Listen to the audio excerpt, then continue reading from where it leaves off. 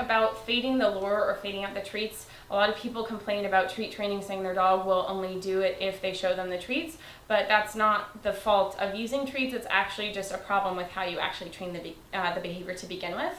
So whenever possible, I will actually work on catching the behavior catching the dog doing the behavior. So for instance, if the dog sits, I will click and give them a treat for it so that they start going, oh my gosh, sits can get me treats. And when they'll do it consistently and offer the behavior and just be like, hey, look, mom, I know how to sit. That's when you know that your dog understands the behavior earns the reward, and you can start naming it. So if you see your dog make that, hey, watch this look, then you can start saying sit before they do the behavior. Same thing with down. And at that point, they'll only earn the reward if you say the word. If you don't say the word and they decide to offer a sit, you may give them something else like petting or allowing them onto the furniture or tossing a toy for them. So it just becomes part of their everyday behaviors that they do all the time. And it's kind of like they're gambling, trying to figure out which time is it going to earn them a reward. But again, that's a great way for a sit or a down. Some dogs, if they, particularly if they aren't as relaxed, if they're more of a really high energy dog, they may not offer a down very often. So that might be a difficult behavior to teach that way, so you may need to lure them with a treat. And you can check out my other video on 6 ways of down that don't include the catching. But once you get them responding to following the treat to lie down, it is important that you remove that treat from the equation as soon as possible, because you don't want your dog reliant on it. So what you do to start off with that, and I'll demonstrate it in a second, but you'll have the treat in your hand and you can go ahead and lure them down, and then you can click and reward for it. But what you're going to start doing is you're going to have a treat in that luring hand, in your hand signal, and you're going to click and you're going to actually treat from your other hand. So they start realizing it doesn't matter if there's a treat in the hand signal hand or not, because I can still get a treat from the other hand. You'll also need to start limiting your body position as well. So instead of going all the way to the floor, you are going to start going less and less until eventually you can just give a small hand signal. And you'll also be working on saying the word first. That's really important because dogs think with their nose and their eyes more than they think with their ears. So if you're saying the word down as you move, they probably aren't really noticing that you're saying anything versus watching the hand signal. So I'm going to demonstrate that with Junie. She's going to lie down all the way as soon as I move to the ground, but we're going to work on that, and I'm also going to show you with a spin how you can fade out that hand signal, just so you can see it with two different behaviors. So again, in the beginning, you are going to be showing the treat and giving that treat, and then you're going to be showing the treat and not giving that treat. You're going to give a different one, and then you can use your empty hand, and they should still respond because they know that they'll get a treat from the other hand. Lastly, you can actually have them do multiple behaviors for a single treat, and that may be with a treat in your luring hand or not. And again, you'll start using life rewards such as getting pet, having a toy thrown for them, or offered for tug, or giving them their food, or access to furniture, what have you. Are you ready, bud? Okay, come here. So for the down, what I would do is, if she didn't know the word yet, I would say the word. I'm not going to say it because she'll lie down before I can even move. But I would start off with, oh, and you already did, silly. So I'm going to start off with food in my right hand, which is my luring hand. Junie, oh, good girl. And I would take that treat down, and I have a clicker in my left hand. Oh, I clicked. So you got a treat. Good job. Release. So release. So I'm going to take that treat at her nose, and I'm going to bring it right to the floor and click when she's down and treat. Release. And then she gets to get up. And again, I could treat for duration, meaning I would treat multiple times while she's still lying down in order to get her to hold that. Come here, sweetie. Good girl. So again, I could do this, and I'm going to put my left foot back. Good girl. So this is treating for duration here. Good. Release. Thank you. But I'm going to put my left foot back so that I'm not looming over her when I bend over. I can't bend over very far if I keep both legs together, so I'm going to make sure I put my left foot back, and that makes me more flexible and makes me able to go lower to the floor. But as I continue, I'm going to go less and less close to the floor, and I'm going to stand up straighter and straighter. Release!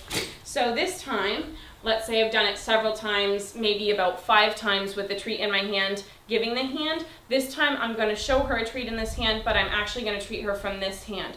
I have the clicker attached to my waist, but I could also have it clipped onto my finger like so that I don't have to worry about getting rid of it to give her a treat. Release. So I would move towards the ground, click, and then I'm treating with my other hand. Release. Good girl. And in the beginning, I am rewarding for the release as well to make sure she knows that that is what I meant. She should get up. Good girl. So again, I could do a few more repetitions of I have the treat in my hand, but release. Yeah, there we go. But she's not going to get that one. She's going to get the treat from the other hand. Good girl. Good girl. Release. And then I'm going to have my empty hand. There's nothing in this hand, but she's still going to follow the hand signal because I've done it multiple times. So again, I'm going to take my hand and bend down. She gets a click and a treat. Good girl. I can continue to treat for duration. Good girl. Release. And now that I have her on the empty hand, I'm not going to be bending as much.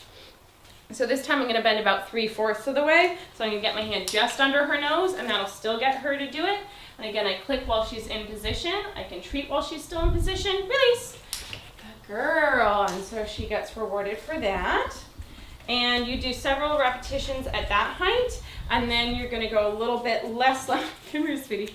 So see, she's already anticipating, and you may see that with your own dog where she goes, gee, we just did 10 downs. I think I'm going to lie down, at which point you could certainly click and treat for that. And you would be saying down before you start moving. I'll show a couple with that, but you'll notice she lies down before I can even show any hand signal. So for the purposes of demonstration, I'm just getting this smaller. Release. So this time I'm going to just put my hand down. So it'd be just my hand to about knee or waist level without bending. Good girl. Release. And this time I'm just going to put it to about my hip level. Good, very nice. And again, at this point, even if your dog isn't well trained in the down, good girl, release. They may start just offering the down when you look at them because you've already done it so many times, which is pretty much what she keeps doing. So at this point, you could, if you're not already using the down verbal cue before your hand signal, you could start saying it before you move your hand down. Release. Get up. There we go. So I'd say down and then put my hand down. Good girl. Good job. Release. Good job. So that's how you can fade the lure on the down. And similar thing with the spin, you would have the treat in your treating hand, and I'm actually going to do the turn with her, so which is to the right. So I'm going to take my treat and lure in the circle, click when she finishes. You may have to do it more gradually to get to that point, but for the purpose of fading the lure, I'm going to assume the dog can turn one complete turn. And I'll do a couple of those. So again, I have the treat in this hand. I'm going to lure her around, click and treat. Now I'm going to have a treat in both hands. And I'm going to lure, click, and treat with my other hand. And after a few repetitions of that, I'm going to have this hand empty. And I'm going to lure around, click and treat. So again, that was empty-handed, and then I will start, once I can do empty-handed, I start doing this with smaller turns. So I'm not going to bend as much. I'm going to see if I can do it from straight. There we go. Good girl.